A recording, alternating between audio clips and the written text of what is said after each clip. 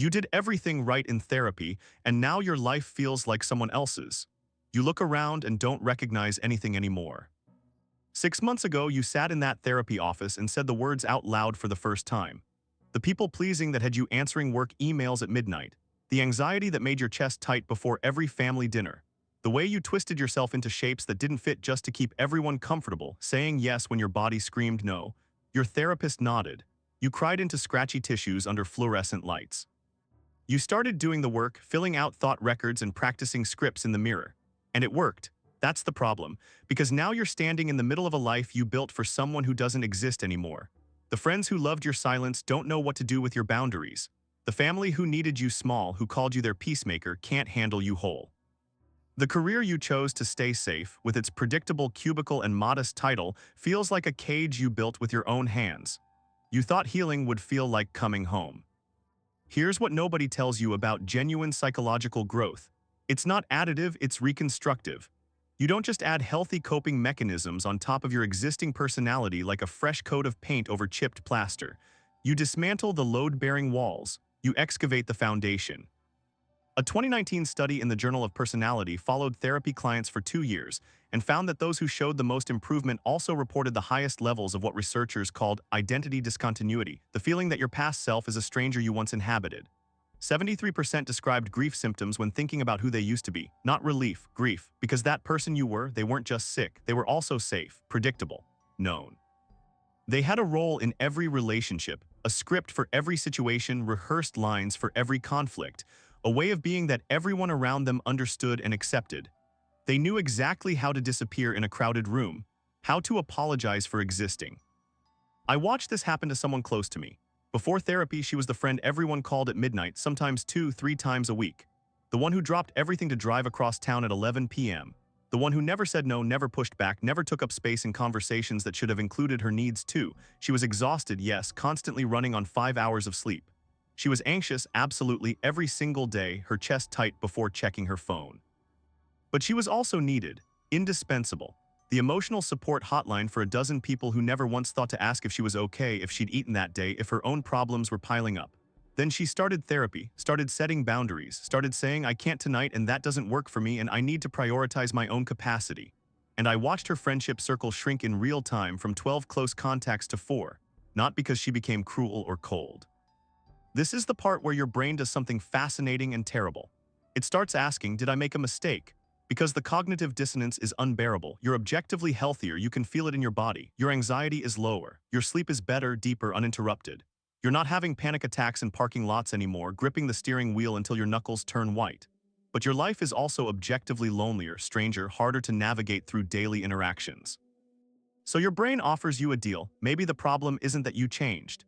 Maybe the problem is that you changed too much. Maybe you've overcorrected. Maybe you've become selfish, cold, difficult, unreasonable. This is called the self-blame bargaining phase of identity transition, a term coined by psychologist Susan David in her research on emotional agility, and it's where most people quit therapy.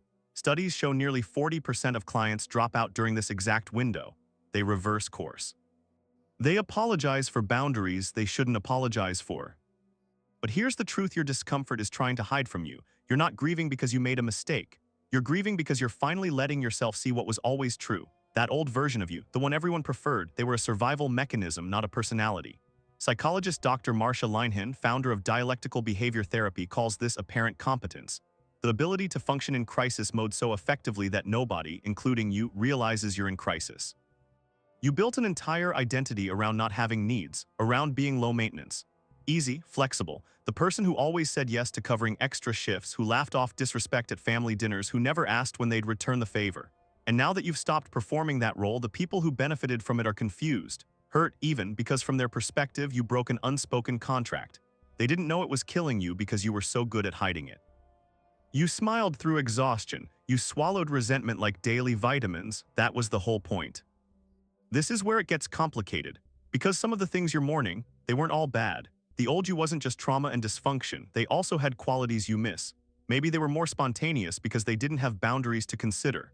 Maybe they were more connected because they hadn't realized how one-sided those connections were yet. Maybe they laughed more easily because they hadn't started noticing all the jokes that came at their own expense. There's a concept in psychology called adaptive nostalgia. our tendency to remember coping mechanisms fondly once we no longer need them. The alcoholic who misses the buzz, the workaholic who misses the distraction. You missing the version of yourself who didn't question whether people actually liked you or just liked what you did for them. It's not that you want to go back. It's that you want to stop feeling like you're starting over from scratch at an age when everyone else seems settled. The person I mentioned earlier, she called me about 8 months into her therapy journey. She said something I'll never forget. I feel like I'm mourning someone who never actually existed, and that somehow makes it worse. Because she could look back now and see that the beloved, easygoing, always available version of herself was a performance. A very convincing one. She'd believed it herself for over a decade. But it was still a role she played to survive an environment that punished authenticity, a childhood home where expressing needs meant hearing you're too sensitive, where setting boundaries triggered days of cold silence. And now she was stuck in this strange grief where she couldn't even romanticize her past self without feeling pathetic because she knew the truth. That version wasn't happier. That version was just quieter about being miserable, swallowing panic attacks in bathroom stalls and smiling through Sunday dinners that left her chest tight for hours afterward. If she went back, she wouldn't be reclaiming anything. So what do you do with this? How do you live in a life that fits better but feels foreign? First, you stop waiting for it to feel like home. Neuroplasticity research shows it takes roughly 18 months for new behavioral patterns to feel default rather than deliberate. 18 months. You've probably been at this for 6, maybe 9.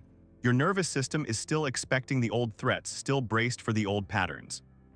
Every boundary you set still feels like a transgression because your body remembers when it was. Second, you stop interpreting discomfort as evidence of wrongness. The fact that your mother cries when you say no doesn't mean you shouldn't say no.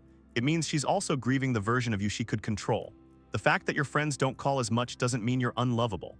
It means the relationship was built on an unsustainable foundation, and now you're finding out who's willing to build something real. And third, this is the one that saved her, and maybe it'll save you too. You give yourself permission to grieve without going back. You can miss the simplicity of your old life while knowing it was built on self-abandonment. You can feel sad about the friendships that didn't survive your growth while understanding they were never going to. You can acknowledge that healing cost you things without deciding the cost was too high. Because here's what you're building instead, a life where you're not performing. Where the people who stay are staying for you, not for what you provide. Where your anxiety isn't a constant background hum because you're not betraying yourself every single day. Where you can finally breathe without apologizing for taking up air. Where your boundaries don't come with a side of crushing guilt. Where you notice your shoulders have dropped 2 inches because you're no longer bracing for impact. It doesn't feel like home yet because you've never lived here before. Your nervous system is still calibrating to safety. You didn't make a mistake by changing. You made the only choice that would let you survive as yourself instead of as everyone else's idea of you. The disorientation you feel isn't a sign you went too far. It's evidence that you actually moved. Most people spend their entire lives in the same suffocating room, repainting the walls and calling it growth. You blew the door open. Of course, the light is blinding. Of course, you don't recognize the view. That's not a problem to solve. That's the entire point. The old life wasn't smaller because you were sick. You were sick because the life was smaller than you could survive inside. And now you're building something bigger, not easier, not immediately comfortable, but yours, actually genuinely yours. In tomorrow's video, we'll explore what happens when the people you love refuse to accept the person you've become and why their resistance might be telling you exactly who they always were. Subscribe so you don't miss it. If this video resonated with you, hit subscribe. Uncomfortable Truths drops a new uncomfortable truth tomorrow and every day after on personal finance, relationships, mindset, and productivity, and more. Turn on notifications so you're first to see it. The truth is uncomfortable, but it's always worth it.